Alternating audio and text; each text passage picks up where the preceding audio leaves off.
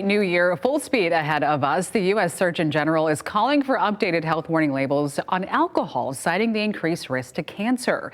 The advisory says every year in the U.S., alcohol is responsible for about 100,000 cancer cases and 20,000 cancer deaths. Joining us now to break down those numbers and this news, we've got Dr. Dana Bittner here.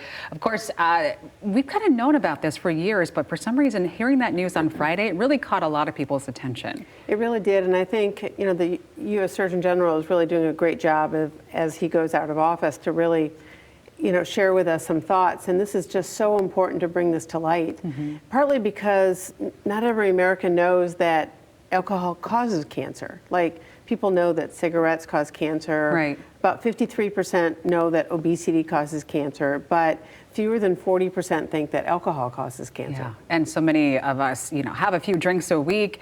So what is the link here? I mean, is the more you drink, the more your risk increases? It is, but what's surprising is a lot of these risk factors happen even for people drinking within the normal range. Like what is recommended is a limit of 1 drink per day for women and 2 drinks a day for men. But unfortunately, even at that level, it causes problems. Okay, so what is the recommendation to keep it below those numbers per week, or so we know is that there a recommendation? I mean, the recommendation is to keep it minimal and see it as the treat that it might be, right? But not to have it part of a daily habit.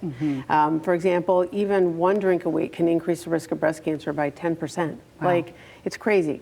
So it really makes a difference. And we look at our overall health, it has so many effects. Yeah, and we think a lot about family history or genetics playing a role in whether or not you develop cancer, but this really shines a light on the fact that our habits can also be a big risk factor. Right, a lot of people think, well, people in my family had cancer, I'm just going to get cancer and I'm prepared to deal with it. And they don't know that it has so much more to do with their habits.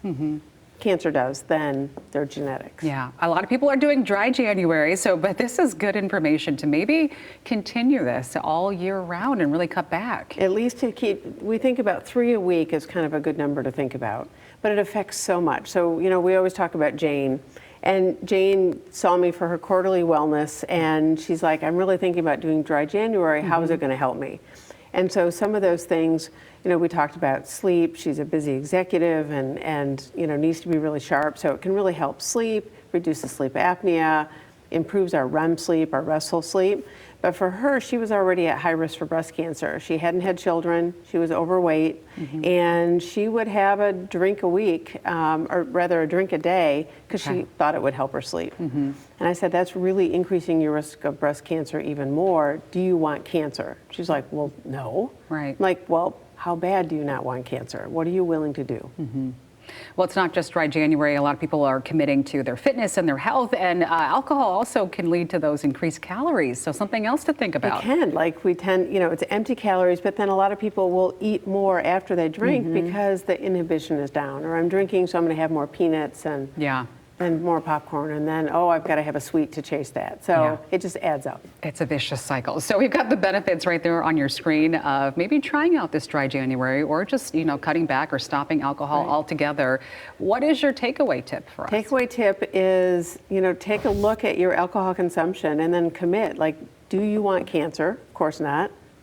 Decide how bad do you not want it. And maybe pulling alcohol out is an easy way to check that box. Yeah, it's a very sobering question and thought to have there. Thank you so much, Pun Dr. intended. Bittner. Yeah, always great to see you. Thank you.